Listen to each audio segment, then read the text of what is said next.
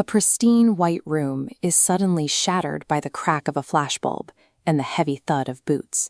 Scotland Yard does not typically raid Bond Street galleries in broad daylight, but this vice squad operation was targeting a specific kind of contagion, an exhibit that threatened the very boundaries of public decency. Before the scandal in London, the ambition was forged here, in the industrial grit of an American auto line. It was hardened by the fire and chaos of a city pushed to its breaking point, only to be exported across the Atlantic into a neon-soaked epicenter of global change. This is London, 1970, a true story of two American outsiders who arrived with a Fulbright grant and left as the architects of a cultural explosion. John Lennon had already conquered the globe with pop music, but he was seeking a sharper blade. He found it in Yoko Ono, a conceptual force who understood that true disruption requires participation.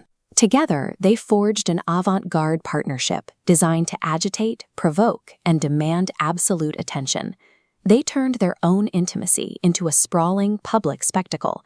It was a calculated performance art that mirrored the furious energy surging through the streets. But while the masses roared in the streets, a quieter, more calculated revolution was taking place behind the glass of Bond Street. Eugene and Barbara Schuster were the ultimate outsiders. They built a lucrative machine in the heart of the elite, packaging the raw energy of the counterculture for those who could afford to own it. Dissent rapidly multiplied and pressed into high-end commodities. They abandoned the safety of classical masterworks for the dangerous, profitable edge of contemporary pop art. It was a risk that placed a target squarely on their gallery doors. The ultimate prize was the world premiere of Lennon's Bag One lithographs, a collection that merged naked vulnerability with commercial ambition, practically daring the authorities to intervene. 14 swift, erotic sketches, an unbearable affront to a rigid establishment that feared the world was slipping from its control. The retaliation was swift.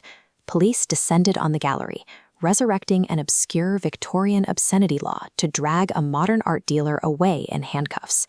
Then silence. The slow-motion strike of a magistrate's gavel. When a ruling class puts an entire generation on trial, who gets to decide what is art and what is a crime? When clouds meet, rate the screenplay, request the pitch deck.